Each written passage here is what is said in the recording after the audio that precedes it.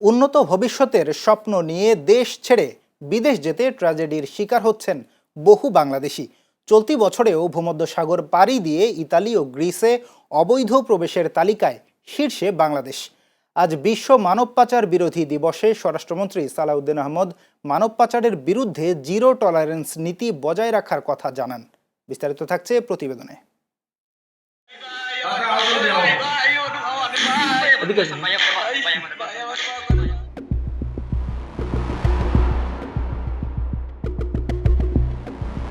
পাচারকারীদের কৌশল এখন অনেকটাই ডিজিটাল। ভালো চাকরির প্রলোভনে তরুণদের ফেলা হচ্ছে ফাঁদে। এর পরিণতি লিবিয়া, কম্বোডিয়া, মিয়ানমার, এমনকি রাশিয়ার যুদ্ধক্ষেত্রে বন্দিদশা, সাইবার দাসত্ব আর নির্মম শারীরিক নির্যাতন। প্রাণ হারিয়েছেন অনেকেই। এর পাশাপাশি মধ্যপ্রাচ্যে নারী পাচার ও মালয়েশিয়ায় সমুদ্রপথে পাচারও বেড়েছে। ইউরোপের সীমান্তরক্ষী সংস্থা ফ্রন্টেক্সের বরাতে বেসরকারি সংস্থা ব্র্যাক জানিয়েছে, গত বছর 20,000-এর বেশি এবং চলতি বছরের 6 মাসে 7,857 জন বাংলাদেশি ভূমধ্যসাগর পাড়ি দিয়ে ইউরোপে ঢুকেছেন। 2009 থেকে এ বছরের জুন পর্যন্ত সেন্ট্রাল মেডিটেরেনিয়ান রুটে প্রায় 1,10,000 বাংলাদেশি ইউরোপে প্রবেশ করেছেন। শুধু ইউরোপ কিংবা স্ক্যাম সেন্টারই নয়, মধ্যপ্রাচ্যে নারী পাচার এবং উপকূলীয় অঞ্চল থেকে রোহিঙ্গা এবং বাংলাদেশিদের অপহরণ করে মালয়েশিয়া পাচারের ঘটনাও আশঙ্কাজনকভাবে বেড়েছে। 2024 থেকে 26 সাল এই 3 বছরে সর্বস্ব হারিয়ে শূন্য হাতে দেশে ফিরেছেন হাজার হাজার মানুষ। এমনকি দালালদের খপ্পরে পড়ে অনেকে প্রাণও হারিয়েছেন। আমার বাবার কিভাবে মারলো, বাটু করে না দিলাম, তবে আমার বাবার মারতে লেগে দিছি।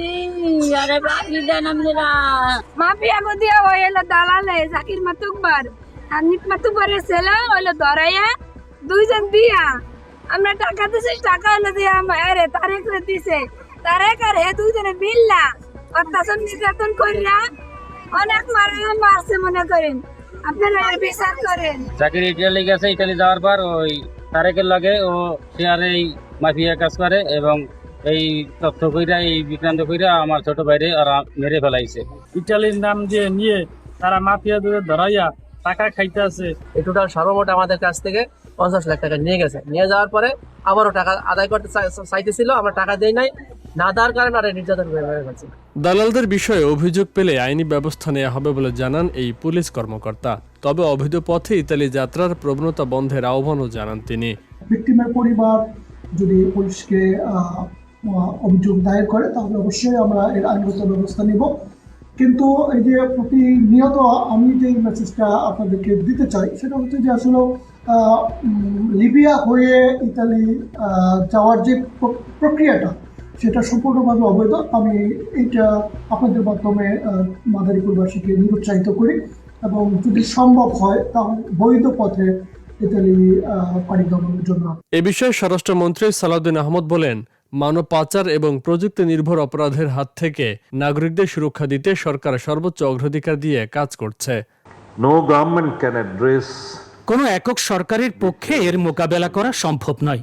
সীমান্ত জুড়ে সক্রিয় সংঘবদ্ধ অপরাধী চক্রকে নির্মূল করার জন্য শক্তিশালী অংশীদারিত্ব, আঞ্চলিক সহযোগিতা এবং তথ্য আদান প্রদান অপরিহার্য। মানব পাচার রোধে বাংলাদেশের প্রচেষ্টায় নেতৃত্ব দিতে সংশ্লিষ্ট মন্ত্রণালয় পূর্ণ প্রতিশ্রুতিবদ্ধ। আইনের কঠোর প্রয়োগের কথা বলা হলেও তদন্তে ধীরগতি ও দীর্ঘসূত্রতায় আদালতে ঝুলছে 5,000-এর বেশি মামলা। ফলে ধরাছোঁয়ার বাইরে থেকেই যাচ্ছে মূল অপরাধীরা।